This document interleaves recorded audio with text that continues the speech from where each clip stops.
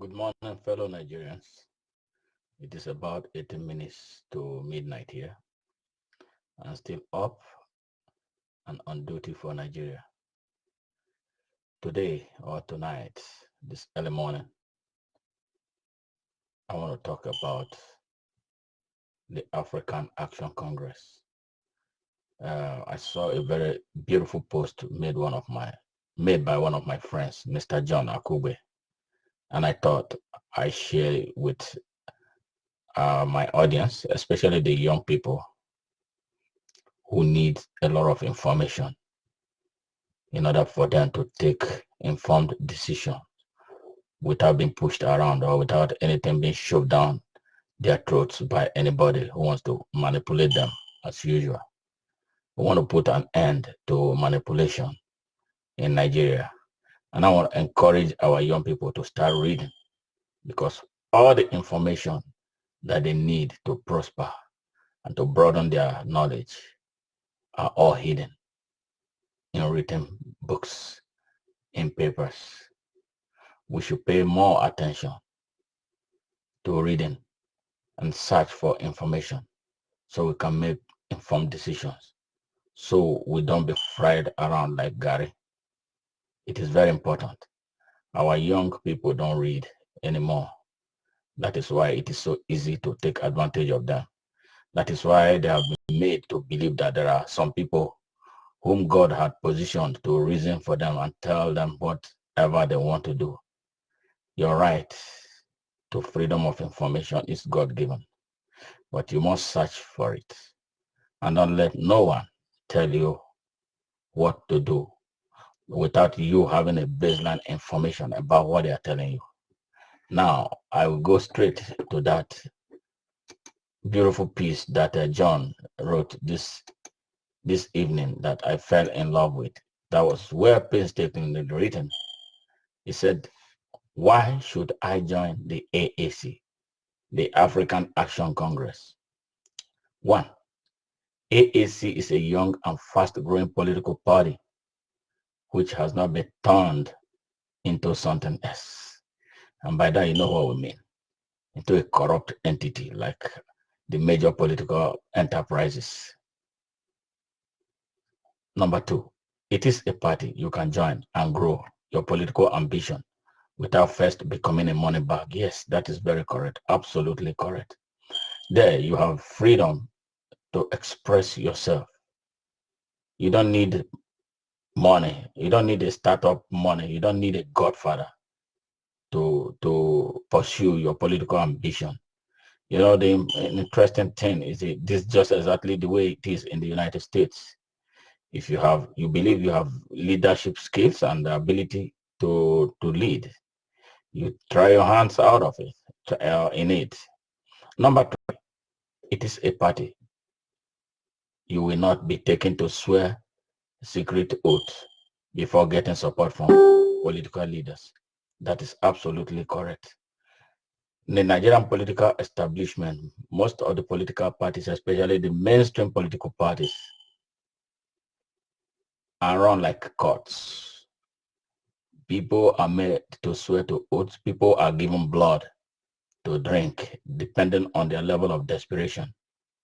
You know, when you get too desperate, there are undertakers and big wigs who want to bankroll your campaign, but they don't do it without expectation of something from you. In order for you to benefit from their largesse, you will be given oath to swear. You will maybe given blood to drink or human parts to eat in order to get the support of some political leaders. Is that worth it? Is that worth your life? Is that worth your ambition? For those who believe in God, is that worth you committing such a heinous sin here and then get punished later? Number four, it is a political party where you don't need to have a godfather before you become what you want to become politically. Absolutely correct. When I journeyed into politics, I made up my mind that I am not going to want anyone to be my political godfather because I have a very high expectation of myself. I'm not a slave who cannot express himself. Yes, I have respect for everybody, but to condescend so low because of what I want anyone to be my godfather, that is debasing and unacceptable. Yeah, so if you want to express yourself without being breathed down on by a political godfather, the AAC is where to go. That is the place to be. I'm having a lot of fun here, being here. Everybody's young, everybody's, people who understand the language of the 21st century is here. And you don't expect me, coming here or somebody who comes around me because, he enjoys my presence and then I want to subjugate that person to be my godson for what? When you come, I know I respect you as somebody who is equal to me with your fundamental human rights interest intact. So I don't have any reason, to break down you and make you look like you're a slave to me. No, that should not happen. And nobody should be subjected to that. Number 5, as a youth leader or one who knows the importance of the youth in nation building, this is the party you can use to liberate the youth from the abuses they have been subjected to for many years. Our youths must not remain their electoral tools to be used and done. Incredible. John, thank you for this. See, a lot of our young people, they think it's okay to learn from people, but it's not okay for you to be a slave to anybody. No. Leaders produce leaders. For me, I don't like anybody being called my follower. What I do with all the people who walk around me, I give them the opportunity to lead and not them to follow. We all sit down together. We build confidence around each other so we can aspire and be whatever we want to be. I would not want anybody carrying my bag, following me up and down, leader, my leader. We are all leaders. And, it starts from the young people. It starts from younger age. You build skills about leadership skills and how to look, be more futuristic. It's okay to learn from someone, but never, never to be a slave to anybody. So youths are very important. They are the vibrancy any nation needs to move forward. They are the energetic members of every country, and they should be empowered mentally to take the lead and not be slavish followers so that they can inspire their peers, for them to grow and build their nation. Our youths must not remain electoral tools for use and dump. This has been the situation with Nigeria. The political elites, our Nigerian eminently corrupt political elites, what they do brings you some youth together, make them look less than their worth, and reduce them to thugs and ballot box snatchers, election riggers, opponent killers, hired assassins, and cultists. That is not what a leader should do to the next generation. So we are here of the AAC to bankrupt the old order and to enshrine access to leadership to everybody who possess leadership capabilities. No more slave leaders, no more slave followers. We learn with each other, we grow and rise with one another. Number 6, if you are an aspiring political leader who has wisdom and the will to build the future leaders that will take over the mantle of leadership and build society on the legacy he will leave behind. Join the AAC. The opportunity which the likes of OJ fail to utilize and adequately as political leaders in the Ghana nation is available for you in AAC. Yes, what he's trying to say here is, for me now, what I'm striving to do is to use my experience to build more leaders who will be better than me, when I quit the stage, and not those who will continue to look up to me for leadership even when I'm in my grave or on the way out. A leader should produce more leaders that will take the center stage, as their sun begin to set. So I want to leave that legacy. And again, you extend that capability for leaders, future leaders, to learn how to live legacy, that to live for history and not live for the moment, as building the future on good leadership. This is what every sane leader, every purpose-driven leader should do. Join AAC today and let's make good use of this available opportunity and take Nigeria back. Together we come. This is the first trumpet. Might as well be the last. Number 8, the time to take Nigeria back is now. Let's go for it. I am John Akube, who will never deceive you. John is my brother that I have never met in person. But when we talk, it's like we have known for ages. He's a very mellow guy. When I get so pissed off, he will call me and tell me, man, you gotta cool it down.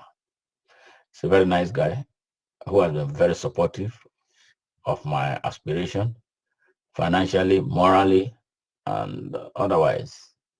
He's such an incredible guy. John, thank you for this beautiful piece. And I hope our young people will react to this clarion call to start doing what is right, to start following the right people, to look in the direction of those who are exemplary, just as you and I are striving to do. God bless you.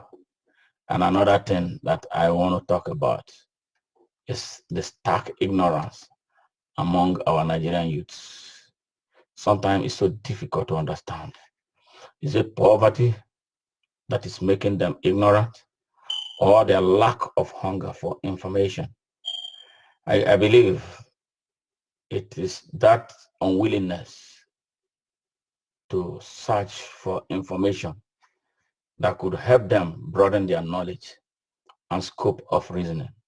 That is a major problem. And it makes them so vulnerable for people to take advantage of them. Ignorance is when you act like you know, even when you don't know anything next to what you are doing. Stark, so terrible. I feel my stomach churns each time I see young people who are so ignorant. Sometimes you find someone who has traveled outside Nigeria, someone who live in the United Kingdom, and they still come back so stupid and so ignorant. There's a post that I made. I only made a post and asked a question. And with what looks like evidence to support my claim. And here comes some young people insulting me on my own wall. They don't realize that to be allowed to post anything on my wall is a privilege and not their right. Because I know a lot of people who are with my status, there are people who don't allow anyone to post anything. But because of my liberal nature, I want to hear from everybody. I want to be able to interact and react. But some people take undue advantage of it to start insulting me on my wall. There's a limit to which I'm going to tolerate any of such persons, and I hope they are listening, or they will listen to this message after all, that I allow you to post on my wall does not convey the audacity for you to start insulting me. It is a rare privilege that you enjoy, but I can cut it off if I decide. For those who are doing that, please take heed and stop. Engage me constructively. I like debate. Here are examples of what I'm talking about. Okay, I only ask this question. What is truly wrong with Nigeria and Nigerians?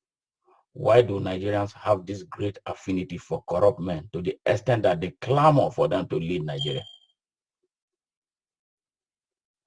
I went further to say, because of what I know, this is not a made-up information. Atiku really needs to urgently visit Potomac, Washington, his Potomac, Washington home that he abandoned since the money laundering matter that landed his accomplice, Congressman Jefferson, in jail.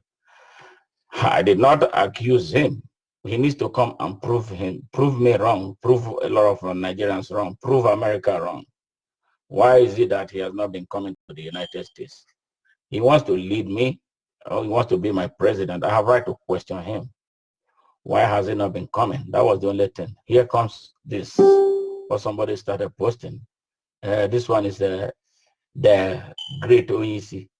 Mr. Smart, stop wasting your time. Atiku for president 2019. Omoyele Sowore, your Yoruba friend, can't even contest for councillor, let alone for Nigerian presidency. That is not constructive. That is not engaging. That is not intelligent. That is not a smart question or a smart comment that anybody should make. That's the height of idiocy and ignorance. See, this young man does not read. He doesn't know how to engage constructively. He doesn't know how to debate.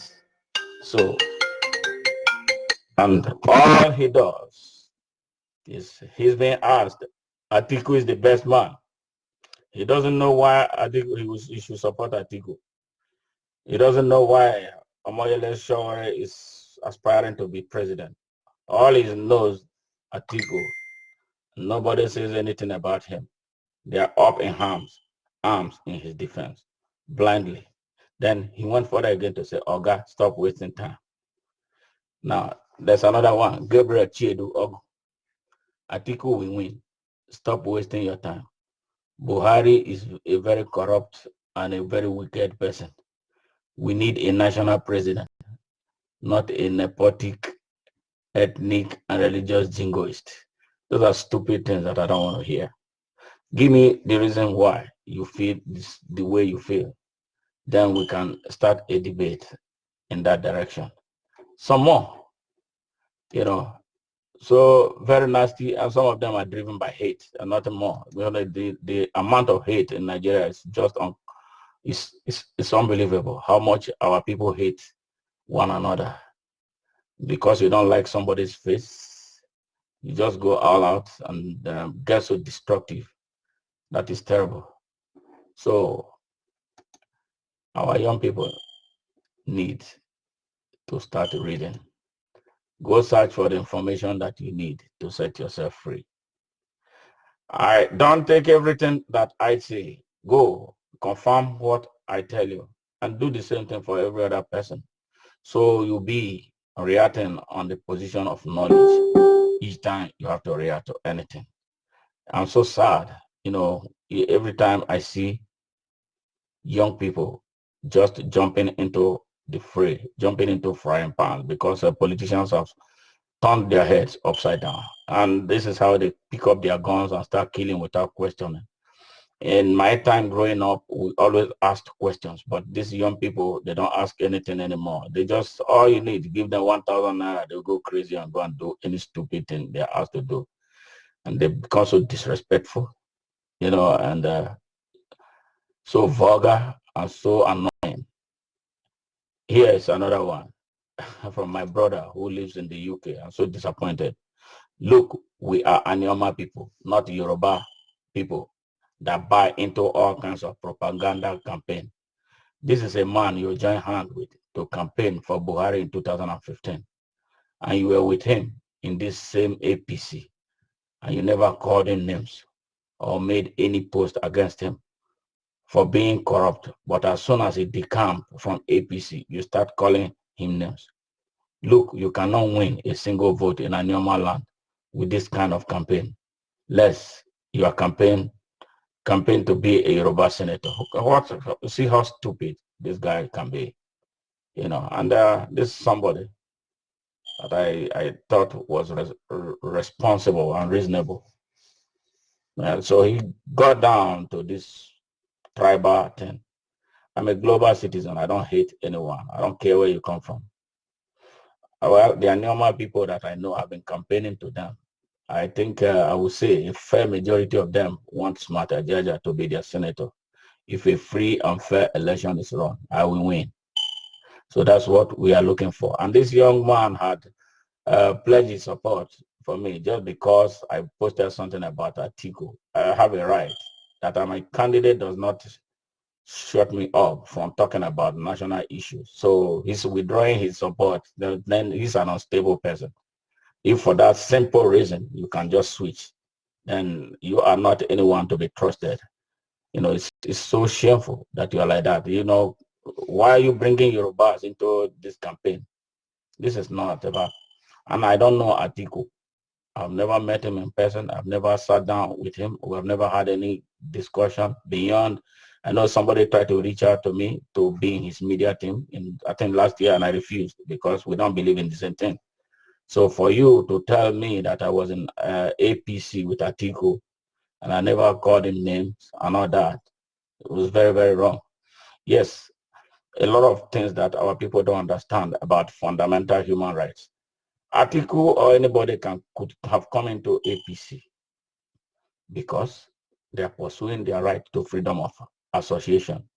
This is why it is critical that we start reading.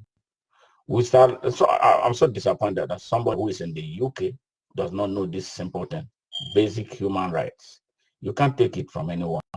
All you can do, like Udoma came into my party, I quietly found an opportunity to walk away from the party. I left because I couldn't believe that he will come to that party after all that took place. So I have a right to move. Yeah, if it was my own personal space, I can reject any person that I don't want. But this is a public thing. So Atiku, Udoma, and every other person enjoyed their right to freedom of association. That was exactly, and that's the closest I would say I have been to Atiku. I don't know him personally. I've never exchanged pleasantry with him. His hands have never touched mine. So that accusation is stupid and unacceptable. But you know, I'll let it fly this time. You know, show Mr. Jaja. Let me show you some evidence to prove you that he was among the living saints in APC. That is your judgment. There are a lot of things that happened in the APC that I did not quite agree with. Yeah, but there are some that I could not control. But infringing on anybody's basic human right is one thing that I will not risk. So I know that very well. Uh, do you know in law there is more punishment for anyone who benefited from the proceeds of crime than the criminal? I don't know what this guy is talking about. Smart. Party doesn't change anybody. A criminal is always a criminal, not a party. So trying to tell us that Atiku got corrupt 2 months ago is complete false story. Again, ignorance, because he doesn't understand. Yeah, because Atiku has been a very corrupt man for a long time. Obasanjo is his boss who now turned around, who is spinning now, causing confusion in Nigeria as always. Stated that and that he was a threat to national security. It's sad that Nigeria is a country where people don't get punished for corruption. I will apologize to Atiku if he comes here and he is not questioned on the soil of the United States. And I hold that very seriously. If he comes here and is cleared, I will nationally apologize to him. But before then, I hold him in moral contempt. Now, as matter Jaja, can I ask you all the evil being committed in Nigeria by American citizens and their company in Nigeria soil? who has ever questioned them, please try and visit Niger Delta area. You see by yourself what American and British companies have done, uh, has done to our nation, and none of these have been charged. Britain, I know how many times our people have been protesting against their corrupt practices in Nigeria, but none of these those see it as wrong because it benefits their own citizens. That looks like an activist, something valid, but again, the presentation is poor. I am an activist from birth, and I understand what the foreign multinationals are doing in Nigeria. But the question is, they couldn't have come to Nigeria to do all that they are doing without the approval of some people in Nigeria. So again, we must hold ourselves accountable for the sin of what those foreign multinationals are doing. In 1995, when I was living in South Africa, that was when I decided that I will never purchase petrol from any Shell gas station. And up till now, I don't buy petrol from gas station because I believe that is a Nigerian blood that is being sold to me. So I know that very well. Find something else to say. Another question I have for you. You are APC chairman. Can you explain to me the kind of business he did within 8 years that turned him into a multi-billionaire, and every one of you in APC see him as a living black saint? Again, this young man has still not come to terms with the fact that I'm no longer a member of APC. I am in AAC. I am not in APC. I don't care what is going on in APC anymore. If I believe he's referring to Adam Oshemole. Well, this is your Nigerian government. I will expect you, now that you are a Facebook activist, you need to get on ground. Sue Adams Oshemole if you have any evidence of corruption against him based on the claims that you are making. I think a lot of people will stand with you on that. I personally, I'm not a fan of Adams Oshemole, not the way he's running APC. But again, I am no longer a member of APC. Please, my brother, respect that. Now, another one from one Michael Obuse.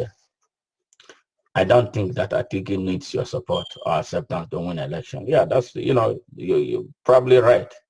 But I have a voice that can stop him if I intensify it like I'm going to do. I heard that you can't even contest for your primary, for your senatorial run in APC. That's an old story. But right now I'm in AAC and I'm a candidate. So that nullifies any of those stupid assumptions. Now, please, smart, read the list of these names of individuals that you see as black living saints in APC and tell us what made you think they are saints with all their looting and corruption charges, and yet you see them as living saints. I don't see anybody as living saints. I'm as frustrated as everybody because the EFCC is a lame duck that is not able to prosecute cases and win. And the reason is there's a conspiracy against the successful prosecution of criminals in Nigeria. That is why it is easy for big politicians to steal, and they are not punished. But a poor person who is hungry reacting to the looting, the massive looting of Nigeria will steal a piece of bread, that person gets jailed. So the judges, the trial lawyers, they don't know what they are doing. And I think they should all be liquidated. That is why we need a new beginning. That is why we need a president and senators and governors and members of House of Assembly that have the 21st century mindset. So, because we know what to do to, enforce laws and make our criminal justice system work. Right now, it's not working, and I don't see it working under Atiku. They are Atiku and his gang. They are all the same people who gathered for 6 years and destroyed Nigeria. They are all coming together again. We must resist them. Any young person who is really, honestly, who is lining behind Atiku is shooting his future down. This is how serious it is. Sentiments apart, Atiku is not an option for Nigeria. I don't care how angry anybody will get, but this is my opinion, and it should be respected. If you have a counter opinion, express it. But this is mine, and my candidacy cannot stop me from expressing myself because it's my right to freedom of association. It remains intact, and I will use it. It becomes necessary, and this is a serious national issue that no one should close his or her eyes to because of political correctness or otherwise. Atiku is bad news, and there's no young person what his citizenship of Nigeria should line behind Atiku right now. They're going to wreck the country the way they wrecked it until Buhari came. Buhari made a lot of mistakes, and those mistakes are the reason why I left the party. So we need a fresh start, and that is what I am working for. I don't regret it. Those who feel bad about my choice, my decision, well, that's just my choice, just as much as I respect whoever they support. That is their right. So we don't have to be at anybody's throat over that. It's my choice that I've made right now. Those who wish Atiku bad are nowhere. Good. And many more of this. See the ignorance of our young people.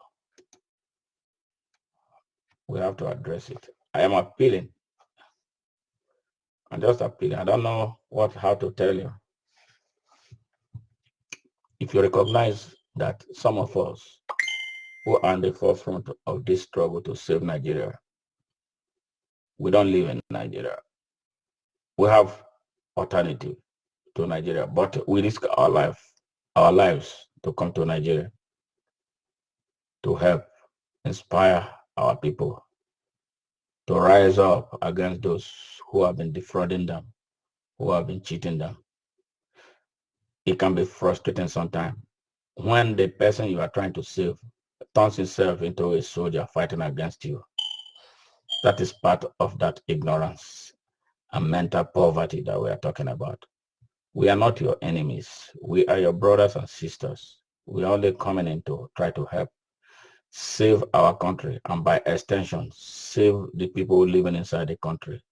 And we are doing this, spending our money, putting our lives on the line. Do you know what it takes to be in the plane for 16 hours? For instance, coming from Houston, 16 hours in the air. Anything could have happened. And if anything happens, that is that person's life. The children will have the scars. Nigerians will go to sleep. And that's it. Maybe if you are lucky enough, they will give you a good burial. And if you are lucky enough, people will continue to remember you for your good deeds. Consider others. Look beyond the money you think somebody like a senator is paid. It's not about the money for me. It's about the hunger to serve and serve our people right. Because our people are not being served right now. They are being looted left, right, and center. And the evidence of this looting, it's there for everybody to see. You see it in the quality of our road, how bad our roads have become. You see it in our hospitals, how bad our hospitals are now. They are just mere veterinary clinics. You see it in the quality of water we drink. You see it in the darkness that the nation has known for over 40 years. And you know, when there is this power, this darkness in Nigeria due to acute failure of its electricity, is one thing that is killing the Nigerian economy. We are operating an economy of darkness. You can imagine if Nigeria start having 24-hour energy supply, the number of small businesses that will spring up. Small businesses drive the economy of every nation. That is why America is good. That is why America is what it is. It's small businesses that power America. But all that small businesses are, they don't have access to express themselves. They die, where even when they struggle, for someone who has a hotel, for instance, how much diesel they buy to power generators. Everybody produces and generate and distribute energy. It is not supposed to be so in a country. We are suffering. Our justice system reflects the same ugly thing. You can't get justice in the court of law. One, they make it so difficult, for people to seek redress legally. You can't afford lawyers. You go to the court, the judges are out there waiting to sell you justice. And it's only the person who can pay that will win a case, even as glaring as it is. I know what I'm talking about. Since 2012, we have been in court over the Ababo Royal Ascendancy fraud case. Since 2012. The case is so easy. The case is so easy. The evidence are there. But our Delta State Judiciary, I hope they will pass a judgment soon. I hear they have fixed judgment day for the 22nd of November. And I hope that we get justice. That is how bad our justice system has become. You see, cases are in courts. Some of them are subject to political manipulation. Take, for instance, what happened over the Ibori case. The Nigerian judicial system gave him a clean bill of health. It took the United Kingdom to be able to bring him to justice. Is that not sad for a country? So what are we celebrating these people for? Why do we need Atiku? That's a young boy, the great OEC is here. He said we, the Nigerian youths, both in Nigeria and outside Nigeria, are fully articulated. That's all he knows. That's all he knows, articulated. So can you tell me what it means to be articulated? No, just he heard them say those slogans and that's it. Maybe they give him 200 naira to it. Maybe it's a thug or a killer, because the killers are the ones that end up to 100,000. And then when you divide it, that's 25,000 naira a year for 4 years. So it's either, those big killers and to the primaries. So this is how stinky the Nigerian young people's ignorance are. But the good thing is that Mr. The Great OEC, you are on your own. I know that majority of young people want change and they are going to express themselves in no distant time. We will continue to work on them. Nobody. I know that Atiku cannot be president of Nigeria. I know we don't need a rocket scientist. He will try and make all the noise that he wants. But the president of Nigeria will show up and everybody will be wild. Take it or leave it. God bless Nigeria. And I pray that our young people will start opening their eyes. And I pray that the elites who are holding Nigeria hostage will now start seeing the reason to let our people go. Because if they don't, it may not be as easy as they had it in the past. It is time. Let us set the country free so that everybody will progress. So we don't have all these violent crimes everywhere that we have. God bless Nigeria.